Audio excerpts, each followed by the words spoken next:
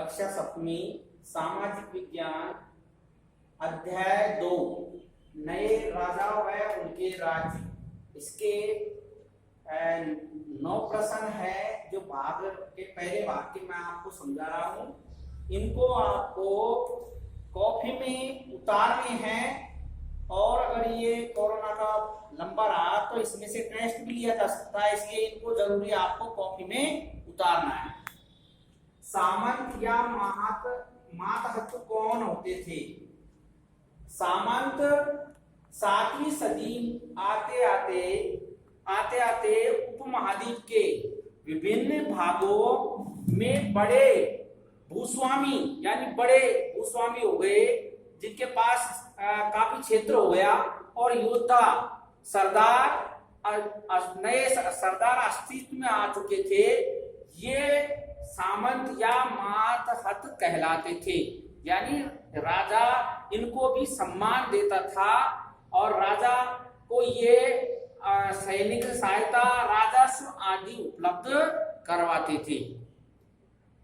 दूसरा प्रश्न है, कौन से राष्ट्रकूट प्रधान ने चालुक्य स्वामी की आधीनता स्वीकार करने से मना कर दिया? ऐसे जो राष्ट्रकूट सरदार था वह एक छोटा से गांव से और प्रधान था जिसका नाम दंती दुर्ग था। राष्ट्रकूट सरदार था ये दंती दुर्ग, और इसने चालुक्य स्वामी जो राजा है उसकी भी अधीनता स्वीकार करने से मना कर दी। बाद में जाकर इसने अपनी शक्ति को इतना बढ़ाया कि उसने चालुक्य राजा को हरा के और उस पर राज्य पर अपना अधिकार कर लिया। दंती दुर्ग ने शासक बनने के लिए कौन सा अनुष्ठान कराया?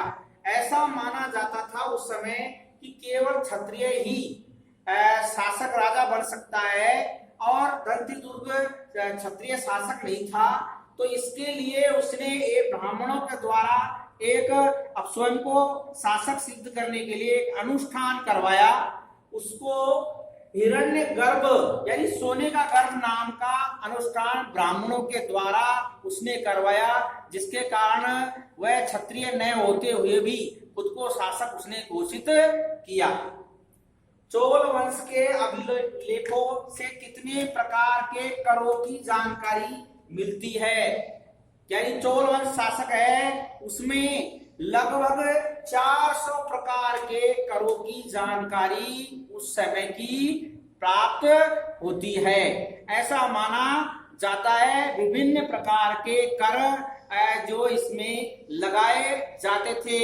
विवाह के समय है, तलवार बंधाई के समय है, नया राजकुमार का है, महलों की रखरखाव है, इस प्रकार के लगभग 400 प्रकार के जो टैक्स है, कर है उस समय विद्यमान थे। प्रशस्तियां क्या होती थी?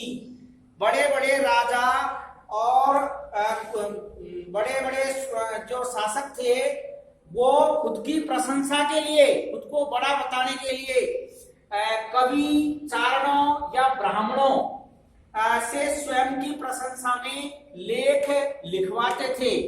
इन चीजों को, इन बातों को प्रशस्तियां जो होती थी, ये जरूरी नहीं है कि सारी प्रशस्तियां उस राजा के या शासक के लिए सही हो।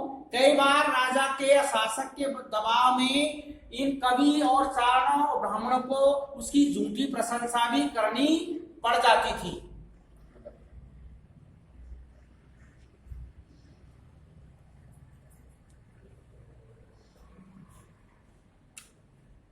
छठा प्रश्न है, कवि कल्लड़ द्वारा रचित पुस्तक कौन सी है तथा कहाँ के शासन की, किस राज्य के शासन की जानकारी इससे मिलती है? तो कवि कल्लड़ ने एक पुस्तक लिखी, इसका नाम राजतरंगिणी है। पुस्तक का नाम राजतरंगिणी था। कल्लड़ ने राजतरंगिणी नाम की पुस्तक लिखी। इसमें कश्मीर के जितने शासक हुए उसके समय सब उनका उसमें जानकारी दी गई है। सबसे बड़ी खासियत इस पुस्तक की यह है कि इसमें न प्रशंसा के आधार पर बल्कि आलोचनात्मक इसमें व्याख्या की हुई है उस समय की शासन की। अगला प्रश्न, गुर्जर प्रतिहार राष्ट्रकूट और पाल वंश में किस क्षेत्र को लेकर युद्ध हुआ, वह विजयी कौन हुए?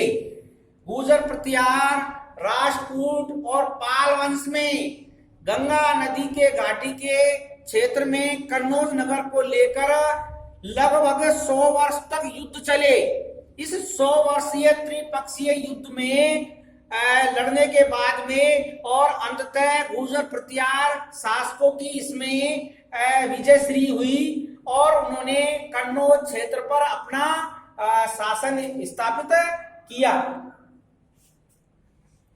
अगला 8वां प्रश्न, कौन से गजनी अफगानिस्तान का शासक था? ये अफगानिस्तान है, गजनी उस समय का नाम जो आज अफगानिस्तान कहते हैं, के शासक ने भारत पर कितने आक्रमण किए तथा प्रमुख आक्रमण कौन सा था?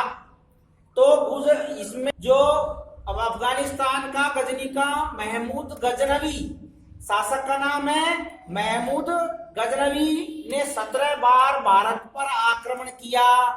इसमें 1025 ईस्वी का सोमनाथ मंदिर पर आक्रमण प्रमुख था, यानी उसने उसका मुख्य उद्देश्य धन प्राप्त करना था और धन प्राप्त करके, और उस समय धन दान से मंदिर बहुत ज्यादा जो प्रसिद्ध थे और इसमें गुजरात का सोमनाथ मंदिर है वह धन दान से परिपूर्ण उस समय माना जाता था।